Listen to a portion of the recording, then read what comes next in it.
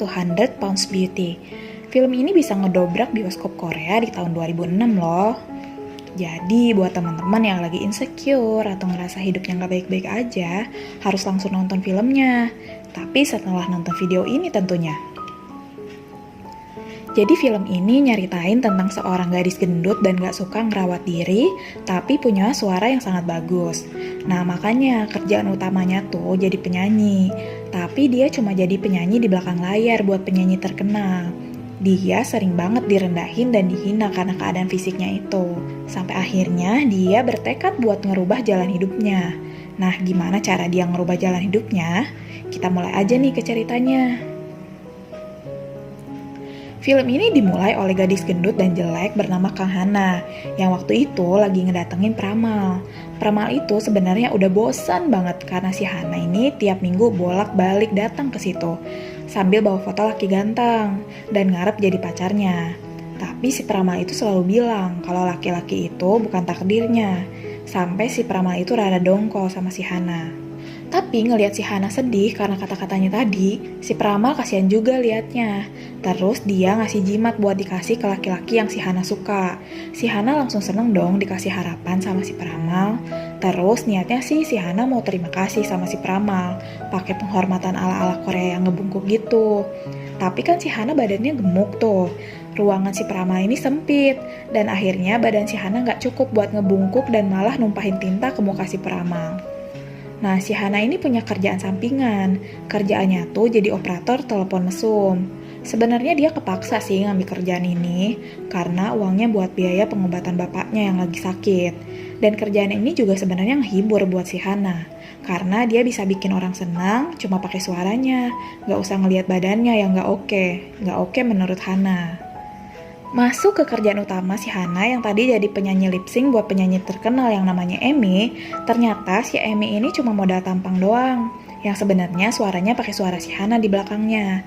Ada scene di mana lagi ada konser si Amy, yang tentunya pakai suara si Hana di belakang panggungnya. Emang sih aksi panggung si Amy ini keren banget. Dan di sini juga diliatin kalau si Hana suka sama cowok yang namanya Sang Jun. Si Sang Jun ini produser buat Amy sama si Hana, yang fotonya tadi diliatin ke si Pramal. Jadi waktu si Hana nyanyi, dia juga ngebayangin bisa pacaran sama si Sang Jun. Sampai si Hana gak sadar kalau dia ikutan joget sambil nyanyi karena kebawa suasana. Tapi dia malah ngerobohin panggung tempat dia berdiri. Untungnya si Sang Jun ini bisa ngendaliin situasi yang bikin konsernya tetap berhasil. Di belakang panggung setelah konser selesai, si Amy ini bilang sama Hana kalau nggak usah joget-joget dan nyindir kalau si Hana kan nggak konser, jadi nggak usah dandan-dandan segala. Si Amy lari dan nyapa si Sang Jun setelah ngehina si Hana. Tapi si Sang Jun cuma bilang kerja bagus sambil ngusap kepalanya si Amy. Sementara si Sang Jun lari nyamperin si Hana sambil meluk gitu dan bilang makasih. Dan itu bikin si Amy kesel liatnya. Terus si Hana ketemu di kedai sama sahabatnya, namanya Jungmin. Si Hana cerita kalau mungkin si Sang Jun tuh suka sama si Hana, karena si Sang Jun baik banget sama si Hana. Tapi Jungmin coba bikin si Hana sadar dan berhenti ngayal kalau si Sang Jun suka sama dia. Si Jungmin juga bilang kalau ada 3 tipe cewek di mata cowok. Yang pertama, cewek cantik kayak harta karun. Yang kedua, cewek yang kayak hadiah yang kayak si Jungmin. Dan yang ketiga, cewek yang jelek kayak si Hana. Tapi si Hana ini tetap kekeh kalau si Sang Jun tuh suka sama dia. Dia bilang kalau intuisinya yang bilang kalau Sang Jun suka sama dia. Si Hana juga jadi ingat sama cinta pertamanya sama sales obat diet, yang ternyata cuma manfaatin dia biar beli obatnya. Karena kejadian itu, si Hana sempat stres dan minum banyak banget obat diet, sampai dia harus dibawa ke rumah sakit. Nah, ada kejadian lucu waktu ambulans datang. Jadi, si Hana pingsan dan mau dipindahin ke kasur buat bawa pasien sama petugas rumah sakit. Tapi, si petugas-petugas ini susah banget buat mindahin si Hana karena berat. Udah dicoba berapa kali pun tetap gak bisa. Akhirnya, ternyata si Hana udah sadar dan bilang kalau dia mau berguling aja sendiri ke kasurnya. Dan suster-suster ketawa ngeliat kejadian itu. Si Hana sama sahabatnya Jungmin jalan-jalan bareng, dan si Hana lihat baju cantik di salah satu toko. Tapi si Jungmin ngasih kode kalau itu nggak akan cocok buat Hana. Mereka juga pergi buat tato. Mereka pilih tato Hakuna Matata dari Afrika, yaitu tato simbol yang dipercaya bisa ngabulin keinginan. Malam hari setelah proses rekaman lagu baru untuk Emmy, Hana diantar ke rumah sakit oleh Sang Jun. Sang Jun juga bilang kalau besok Sang Jun ngadain acara ulang tahun. Sang Jun nanya sama Hana, ngapain dia ke rumah sakit jiwa? Tapi Hana cuma bilang mau nemuin orang yang paling dia cinta. Ternyata orang itu ayahnya si Hana, tapi Hana nggak bilang sama Sang Jun. Ternyata ayahnya Hana sakit gangguan jiwa karena ditinggalin ibunya Hana meninggal. Jadi kalau si Hana datang, ayahnya tuh nganggap kalau si Hana istrinya, bukan anaknya. Sampai di rumah, si Hana nerima paket yang ternyata isinya undangan ulang tahun Sang Jun sama dress warna merah.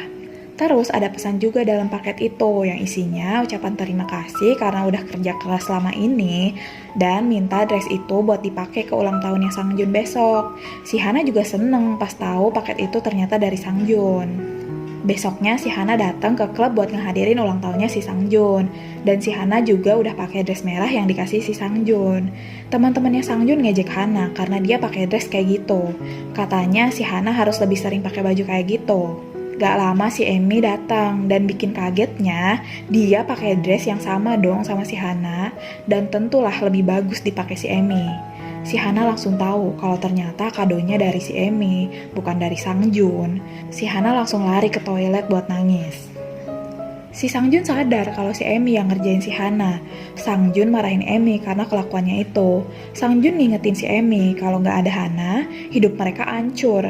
Dan Sang Jun juga bilang kalau mereka cuma manfaatin si Hana. Jadi mereka harus baik-baik sama si Hana.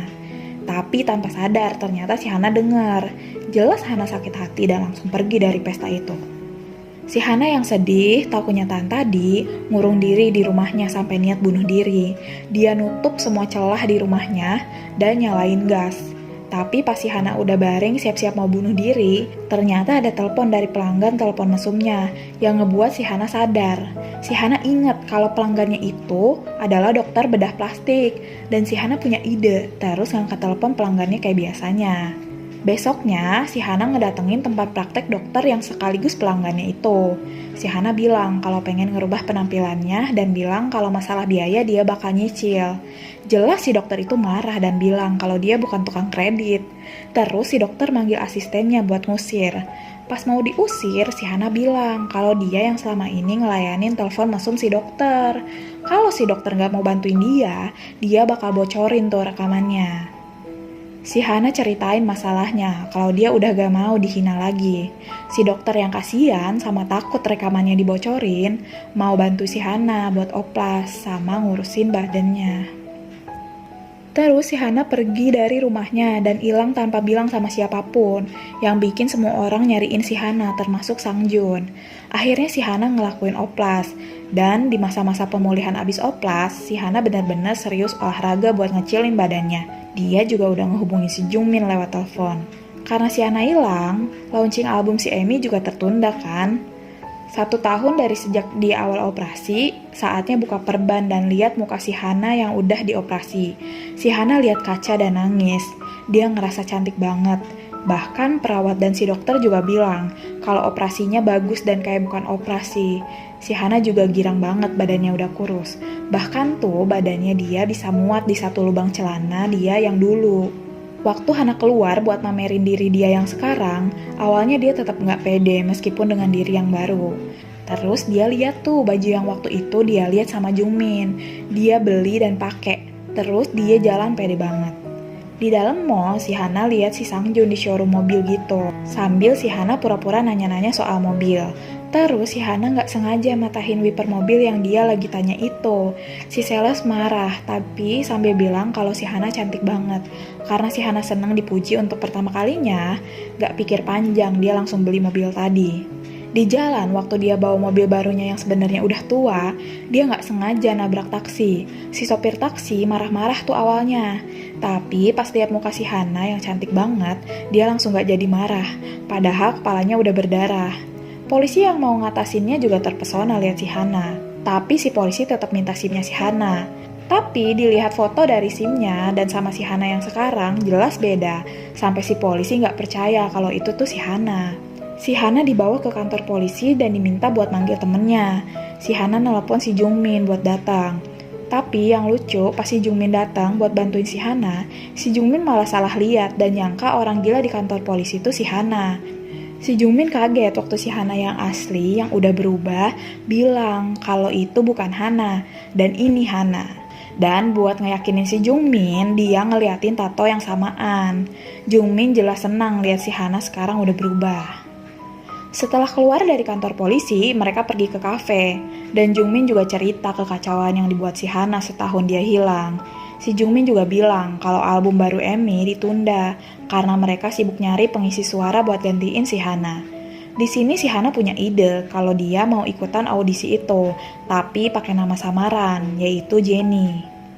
Audisi dimulai, Jungmin ngasih tahu Sangjun kalau ada peserta campuran Amerika Korea namanya Jennie. Awalnya orang-orang nggak yakin kalau dia bisa nyanyi, sampai pas dia nyanyi semua orang kaget dan nikmatin sampai terbawa suasana. Akhirnya Jennie alias Hana diorbitkan jadi penyanyi dan model di perusahaan itu, sampai bikin si Emi sirik dan protes ke Sangjun, tapi Sangjun nggak peduli. Nah saat si Jennie ini rekaman, Sangjun nemenin dia. Tapi Sangjun gak suka sama cara nyanyi si Jennie. Terus si Jennie diliatin video waktu si Hana nyanyi. Sangjun nanya pendapatnya Jennie tentang video itu. Si Jennie malah bilang dia jelek karena gendut. Sangjun malah marah, terus bilang kalau si Hana tuh spesial buat Sangjun dan Jennie gak ada apa-apanya dibandingin si Hana. Sangjun juga nyuruh Jennie buat nyanyi yang dihayati kayak si Hana. Si Jennie yang dengar itu langsung terharu, ternyata si Sangjun peduli sama si Hana, alias dirinya. Besoknya, karena si Jennie terharu sama kata-kata si Sangjun, Jennie punya niat buat jujur sama si Sangjun, kalau dia itu Hana. Tapi sahabatnya Jungmin bilang gak usah, karena cewek yang dioperasi itu bukan cewek, tapi monster dan gak akan diterima. By the way, oplas saat tahun segitu masih dianggap tabu, beda ya sama sekarang, udah biasa banget di Korea. Akhirnya si Jennie nekat datang ke rumah si Sangjun dengan alasan mau bahas video si Hana yang tadi. Terus mereka diskusi tentang oplas yang ternyata si Sangjun tuh gak setuju dan benci banget sama cewek yang oplas. Akhirnya si Jennie gak jadi jujur sama Sangjun dan Jennie pun diantar pulang sama si Sangjun. Di mobil juga Sangjun bilang kalau dia gak masalah sebenarnya sama oplas asal bukan pacarnya. Makinlah si Jennie gak mau jujur. Pas ngantar si Jennie pulang, ternyata Sangjun ngeliat laki-laki yang lagi nguntit si Jennie. Ternyata benar si laki-laki itu ngerekam si Jennie diam-diam. Si Sangjun jelas marah banget sama laki-laki itu. Tapi si Jennie malah bela laki-laki itu dan bilang sama Sangjun, jangan terlalu kasar sama laki-laki itu. Jennie juga bilang kalau suka sama orang itu gak salah. Dan semua orang juga pasti malu kalau harus ngungkapin rasa sukanya sama orang yang disuka. Dan cuma bisa dilihat dari jauh. Si laki-laki tadi takjub sama si Jennie yang bisa ngertiin dia. Terus si Jennie pergi sambil nangis. Tapi ada yang harus dikorbanin sama si Hana kalau ingin jadi Jennie. Dia gak bisa nemuin bapaknya dan harus ngelupain semua masa lalunya. Dia sedih, tapi dia tetap maju jadi Jennie. Beberapa hari kemudian, waktu si Jennie selesai olahraga, dia dengar ada yang lagi latihan vokal. Ternyata itu si Emi. Saking polosnya si Jennie ngasih saran kalau Emi gak usah nyanyi dan ngelakuin yang bisa dia lakuin aja. Nah di situ si Emi curiga kalau Jennie ini Hana karena kata-katanya mirip sama kata-katanya bapak si Hana. Dari situ Emi mulai neror si Hana. Nah yang lucu waktu si Jennie sama Sangjun lagi barengan nih, Sangjun tiba-tiba tertarik sama Jennie dan mulai menciumnya. Terus si Sangjun mulai megang dadanya si Jennie. Tapi si Jennie langsung nepis tangannya si Sangjun dan bilang jangan. Karena si Jennie inget kata dokternya, kalau orang bakalan tahu itu hasil operasi kalau dipegang. Akhirnya si Jennie ini punya ide buat ngasih permainan gitu ke si Sangjun. Si Sangjun dikunci di dalam studio rekaman, terus si Jennie ngeliatin dari luar dan nelpon si Sangjun. Terus si Jennie berlagak kayak si Sangjun ini pelanggan telepon mesum, sampai si Sangjun ketiduran di dalam studio. Waktu si Sangjun ketiduran di dalam studio, si Jennie ngeliatin si Sangjun. Si Jennie gak sadar, dia ngeliatin Sangjun dari luar studio sambil gambar simbol Hakuna Matata itu di kaca studio. Karena si Jennie senang simbolnya ternyata ngaruh buat ngabulin keinginan dia. Nah pas si Sangjun kebangun, si Sangjun ngambil minum dan ngeliat si Jennie tidur. Pas lagi duduk-duduk nih, si Sangjun kaget ngeliat simbol tadi di kaca studionya. Dan inget kalau simbol itu juga ada di buku catatan si Hana. Sangjun terus nyari dokumen si Hana. Dan benar aja banyak simbol itu di catatan si Hana. Sang Jun langsung tahu kalau Jennie adalah Hana. Besok malamnya ada pesta buat peluncuran album pertama si Jennie. Tiba-tiba si Emi bawa bapaknya si Hana. Yang waktu itu bapaknya si Hana ini emang ngefans sama Jennie. Jennie kaget dong ada bapaknya datang. Karena si Sang Jun lihat Emi kayak takut gitu, si Sang Jun langsung nyeret bapaknya si Hana dan nanya sama Jennie kalau Jennie kenal nggak tuh sama bapak itu. Si Jennie malah bilang kalau dia kenal bapak itu cuma fansnya. Si bapaknya pun dibawa sama Jungmin yang kesel lihat kelakuan si Jennie ke bapaknya ini. Terus di ruang operator itu si Jennie nyamperin si Sang Jun, tapi Sang Jun malah nyuruh si Jennie pulang. Tapi si Jennie ke situ buat ngasih tahu kalau laki-laki tadi itu bapaknya dan dia itu Hana. Tapi sebelum si Jennie ngomong, si Sang Jun udah motong duluan dengan bilang kalau dia udah tahu si Jennie itu Hana dan nyuruh si Hana buat nyembunyiin identitas aslinya karena nggak ada yang tahu. Di situ Jennie kaget dan mikir kalau tetap aja Sang Jun gak ngelihat dia sebagai perempuan. Sang Jun ngelihat Hana tetap aja sebagai alat untuk dia bekerja. Jennie juga bilang kalau dia mutusin Oplas tuh karena dia suka sama si Sang Jun. Tapi semuanya sia-sia karena gak dihargain sama Sang Jun. Sampai si Jennie nih ngacak-ngacak ruangan itu sampai tangannya luka. Pas tangannya mau dibersihin Sang Jun, si Jennie bilang kalau hatinya yang lebih sakit dan gak bisa dibersihin pakai tisu. Hari di mana konser dilaksanakan, Jennie ternyata nggak mau tampil. Sang Jun terus ngebujuk si Jennie buat tampil. Tapi si Jennie ngerasa salah karena udah bohong dan nyakitin banyak orang. Tapi akhirnya Jennie mau naik panggung setelah dibujuk Sang Jun. Tapi di atas panggung juga Jennie malah ragu dan nangis, apalagi lihat bapaknya yang datang buat nonton konsernya. Pas semuanya udah mulai, musik udah mulai, semuanya udah mulai, bapaknya nyamperin ke depan panggung buat joget-joget gitu. Karena bapaknya ganggu konsernya, akhirnya security mau ngusir bapaknya. Tapi karena Jennie kasihan lihat bapaknya, dia langsung bilang hentikan di atas panggung. Semua orang kaget waktu itu. Jennie waktu itu langsung ngaku kalau dia bukan Jennie. Dia itu Hana, cewek gendut dan jelek.